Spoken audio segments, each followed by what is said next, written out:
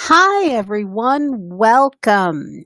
My name is Marie Herman. I'm the owner of MRH Enterprises, LLC, and I am so happy to be facilitating this week's admin chat for Executive Secretary Magazine. Today, we are going to be focusing on Proofreading 101, and I'm going to share with you some of my tips for making sure your documents are as flawless as possible, especially when it's really critical that they be correct and accurate. Today, we are going to cover the characteristics of effective communication. I'm going to discuss some proofreading and some editing tips as well. Copy editing is an attempt to prevent errors in spelling and grammar and usage and style and other content inconsistencies that you can experience. So someone who's doing copy editing is going to know the rules of grammar and punctuation and the standard usage of language. They're going to help to organize that information effectively. They need to understand the fundamentals of design and layout, how things are going to look on that document, how they're best going to flow. They also need to understand how to work with graphics and illustrations, both from a logistical and a design perspective. And then finally, they need to know the basic elements of printing and the most commonly used printing technology. Effective communication has what we call the C characteristics. It means it's complete. You want to make sure that the reader has all the information they need. The who, what, where, when, why, how, everything needs to be in there. You want to make sure the communication is clear. The reader should be able to determine the purpose of the correspondence. Why have you written this document? What do you want the outcome to be? What are they supposed to do with this information? You want to make sure it's correct. The information should be factually correct. You want to check dates and dollar amounts and names, etc. It should be concise, to the point, with well-chosen words. So whenever possible, use short sentences, easy to understand words, use bullets and numbered lists, avoid repetition, and in general, try to eliminate excess information and avoid wordy phrases. You want to be courteous. Treat the reader with respect and show them that you care about them. Make sure you're not communicating any anger or other negative emotions in your communications. Finally, be considerate. Create a positive message for the reader, even if the news is negative. A couple of quick tips before we get started. In general, don't proofread a document immediately after you key it. Let it sit for a little bit. Sometimes we struggle with critiquing our own writing because we're too involved in it. We're too emotionally attached to it. We're too close to it. It's too recent. Letting it set for a little bit and then going back to it makes it more likely that we'll notice any of the errors that we have. Plan to read that document multiple times, but focusing on different areas. And I'm going to show you today, as we're going through the tips, the different areas that you'll be looking at. You might find it helpful to read that document by sentence in reverse because it actually makes errors stand out more prominently. We sometimes have a tendency to let our eyes skip over things that we think are there, things that should be there, and so we just assume they are there. And this can be especially helpful too if you struggle with dyslexia. So reading the document in reverse by sentence can help you. Don't rely on spell check. Microsoft Office has a great spell check feature. It's very helpful, but you cannot rely on that to catch all of your mistakes. It misses all kinds of things. You have got to do your own proofreading. So some steps to follow for thorough proofreading. Let's take a look at this from beginning to end. Understand what is going on. What is the purpose of this document? Who is the intended audience? And how permanent is it going to be? If I'm writing a document that's intended for a group of PhDs, I can use very different language compared to if I'm writing a document intended for an audience of high school students or the general public or kindergartners. I have different word choices. I might convey my ideas in different ways, depending on if they're going to know the jargon. Are they going to understand the larger, more complex words? words? Do they understand the whole concept of what I'm addressing in my document? So really thinking ahead of time about who your audience is, how well they already know the subject line, and whether or not you're going to need to address your ideas in a different way, all comes down to a full understanding of what the purpose of that document is and who the audience is. If you work for a company, you need to consider if there's any corporate standards that have to be followed. And that should be one of the first things you check, because it doesn't do any good to go through and check all the formatting and everything only to realize you're not using the right template that your company wants you to use. If you're going to have to transfer it all over to another document, you're going to have to recheck all the formatting again. So this is one of the first steps that you do.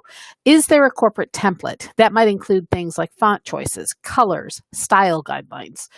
Is the latest version of that template being used? Make sure you're always checking to see if that template has been updated. Ensure that any corporate policies and branding are followed. Check for copyrights and trademarks. Confirm that appropriate corporate logos are being used. And also check for required legal disclaimers and any policy statements that need to be included. Make sure all your corporate guidelines are taken care of upfront, because it's so easy to forget to include them. And that's the kind of thing that really gets you in hot water with management or HR or your legal department. Integrity. Integrity is where you check for things like cross-references. So for example, if it says, see page X for ABC, did you verify that the information is actually on page X and that it's actually called ABC? Watching for those kinds of cross-references. And it's not enough to know that my Microsoft Office has the cross-references done automatically with field codes. Sometimes those field codes don't update. So make sure that you've updated all of them and cross-check some of them to make sure that they really are correct. There's a lot of reasons why things can go wrong. You want to make sure you're always checking them yourself manually. Have any reference dependencies been included? If you make a reference to something, see the appendix for more information. See figure 1 for more information. Did you actually include that appendix? Did you include that figure? Make sure you did. Make sure it's called what it says it's called elsewhere in the document. If you have figures, should there be a table of figures that lists all the figures in the document? Maybe yes, maybe no. That's a personal decision, but take the time to think, should I include it? And check with the author of the document if you're just proofreading it for someone else. If you have a table of contents, are the page numbers correct? Are all the items included that should be in the table of contents? So it's not enough just to scan and see that the page numbers are correct. You want to double check things like section 1, 2, 3, 4. Does it skip to section 6 and not include section 5? Look at the table of contents and make sure that everything is correctly marked throughout the document to be included in that table of contents. It's always worth taking a scan to see if there are section headers that should be included that are not being included. It means most likely they were not checked first and had the appropriate style applied to them in the Word document. And you can run into the same kinds of issues with an index in the back of a book, for example. Are footnotes listed accurately? Do they have correct formatting? So make sure your style manual is being used for how those footnotes should be formatted at the bottom of each page. Are all numbered lists correctly numbered? Microsoft Office can wreak havoc with numbered lists. Make sure that it really is numbering correctly. Number 1, 2, 3, it doesn't skip to 5. Always check numbered lists. And especially check numbered lists if they actually have a numbered section, but it skips with non-numbered paragraphs in between. Very easy for numbering to get out of whack with that. You always want to check for that. In Microsoft Office, you can use your format painter to correct those kinds of errors. Do a minimum language check next. This is where you're checking for grammar and punctuation and subject-verb agreement. You're going to look at parallelism and all the common rules of grammar and language usage. Are the sentences complete? Do they actually make sense? Are they not run-on sentences or fragments of sentences? So always make sure that your sentences are complete, grammatically speaking, and that they make sense grammatically. Watch out for references like the word it or other types of pronouns where it might get confusing as to what's actually being referenced. Do a formatting overview. I recommend that you review the document at least once by looking only at the pages as a whole, preferably printed if that final product is going to be printed. This is where you're going to look at the overall layout and the appearance, the headers, the footers, the page numbering, the margins, the white space, the font consistency. So when I'm looking at a PowerPoint presentation, I'm going to do a quick scan just to check and see that all of the bullets are starting in the right place compared to each other, because it's not really noticeable when you're on an individual slide, but when you're going from slide to slide, the eye notices when it shifts. Are they all starting on the same line? Are they all at the same place left to right? That's the kind of thing you'll look for in a formatting overview check.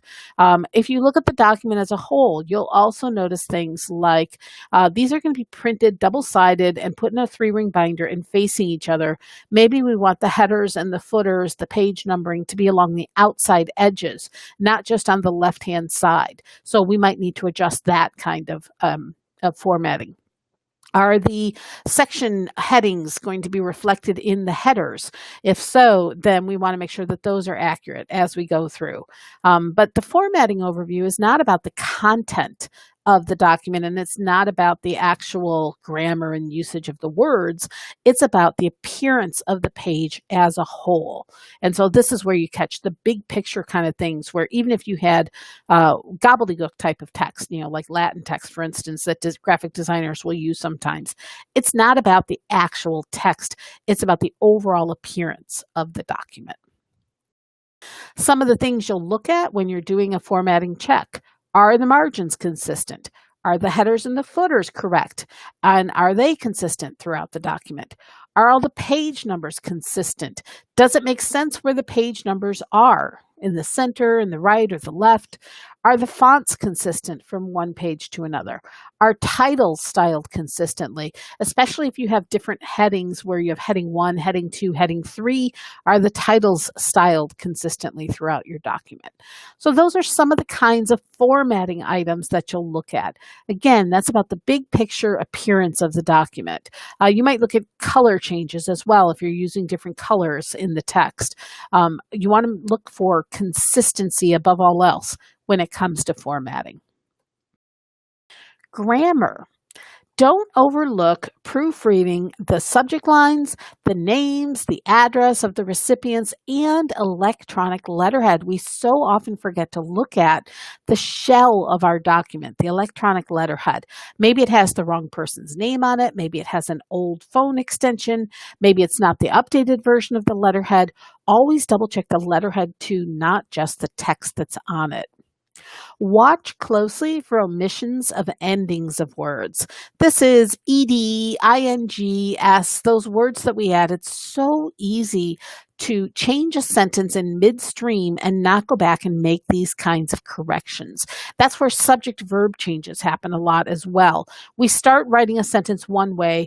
Midway through that sentence, we decide, we're going to rephrase it, but we don't restart our reading of that sentence from the beginning. Instead, we sometimes do it from that middle change point, and it's very easy to miss things like, I changed a phrase where I should have changed it from the regular word to a word that ends in ing, for example. Also, watch out, and this is a biggie. Very, very often the word not is omitted. Obviously not intentionally, because it completely changes the meaning of the word, and yet I have seen it so often. And that is something spell check will never catch, and it's something that is potentially a dramatically bad thing. So make sure that you are including the word not where it's supposed to be in any of your sentences. Conclusions are a good example of something like that. Always watch out to, as you're reading, does it make sense? And if it doesn't make sense, is it because somebody accidentally left out the word not? Watch for incorrect words. This is those words that are homonyms or that are so close but not quite. You instead of your. There, there. T-H-E-R-E, E-I-R, E-Y, apostrophe R-E, all different words. So easy to misuse when you're typing very quickly. In my own head, I often accidentally mistype the word write, W-R-I-T-E, with the word write, R-I-G-H-T. Sometimes when we're typing, our fingers go faster than our brains, and it's really easy to type the wrong word and not really pay attention to it. Keep a current reference manual at your desk to look up any grammar and punctuation rules that you need to know. Whatever manual your company uses, there's lots of them out there. There's a lot of online references as well. There's lots of ways you can find out what the grammar and punctuation rules are that you should be following. You'll want to do an overall language check as well. And this is partly formatting and partly content. Is your capitalization consistent? This is a biggie on PowerPoint slides, for example. It's so easy to do sentence case on some of the bullets and others get proper case where every first letter is capitalized. It's a really easy mistake to make. And it's also the kind of mistake that can very easily get overlooked in the editing process, the proofreading process. So I try to go back and scan. I'm not always 100% correct either, but I try to go back and check for the capitalization and for also punctuation at the ends of the bullet points. Either have all of them or don't have any of them, but the mixed ones are sometimes where really it looks incorrect the most. If you're using any acronyms, have you explained what they mean? Especially with technical jargon, we have a tendency to just assume everybody that's watching that presentation knows what the acronyms mean, but every acronym should be spelled out in full for the actual text of the word when it's first used, and then put the acronym in parentheses after it. So make sure that that format is followed as well so that it will always be clear what an acronym stands for. Watch out for redundancies. So often we include unnecessary information, either phrases that expand but don't add any value to a sentence, or repeating whole content sections in more than one location. Look for ways that you can tighten up your documents from an editing perspective. Watch out also for the words that are just unnecessary. You know, maybe you can remove the word that or the word which, or reduce down some of the phrases that are being used. Accuracy. You need to check for accuracy. And I often try to do this as a separate check because otherwise it's all too easy to skip one as you're going along. And so as an example, if the text references a Saturday, August 18th of 2018, is August 18th actually a Saturday? Double check the dates. Anytime you see a date, always double check the date. Ask yourself first, is that the date they meant? Second, does the date match the day of the week? Third, how about the year? Does the year need to be corrected? Very common, we'll update a document from one year to the next, and it's really easy to forget to change that year. Our eyes kind of glaze over it. Also, watch out for time references like AM and PM. Especially if you have meetings that cross over between morning and afternoon, it's very easy to accidentally forget to change the AM or the PM portion. So check for things like that as part of the accuracy check as well. Accuracy check will also include spelling of names, for example, making sure that anything of that nature is always double checked. Company references, do they include things like LLC or CO or something else? Make sure that's included as well. Content. Does the document read at an appropriate level for the audience? If you are writing to your peers, your coworkers, you know them from working with them, so you might have an idea of their reading level, their level of comprehension. But if you're writing for the general public, chances are you want to dumb it down a little bit. You want to make it more general. You want to make it more easily understood. Does that document flow well? Is it coherent? Is it complete? Are all the relevant facts and information included? You should be putting yourselves in the perspective of the person receiving the communication. And I've done this with a lot of documents in the past. I always try to put myself in their shoes. And if it's a non-technical person reading a technical report, I make sure I understand it as a non-technical person so that I can give feedback to the writer of the document if it needs to be modified.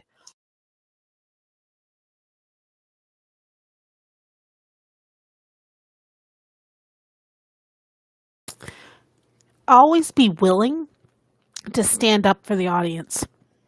Don't ever have the thought, it's not my place to say something. It is your place.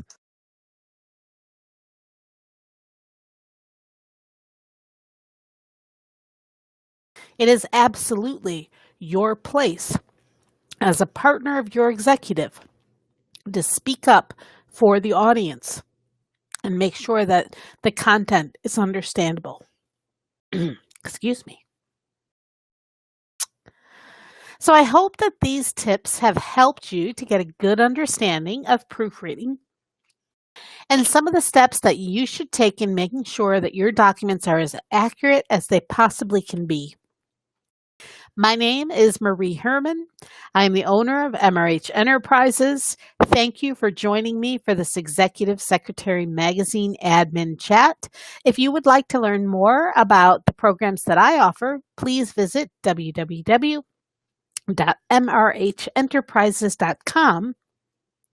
And if you'd like to learn more about the AdminChat programs, make sure you show up on this YouTube channel every Thursday when a new AdminChat is released from one of the fantastic professional speakers that Lucy Brazier and the Executive Secretary Magazine team work with all year round.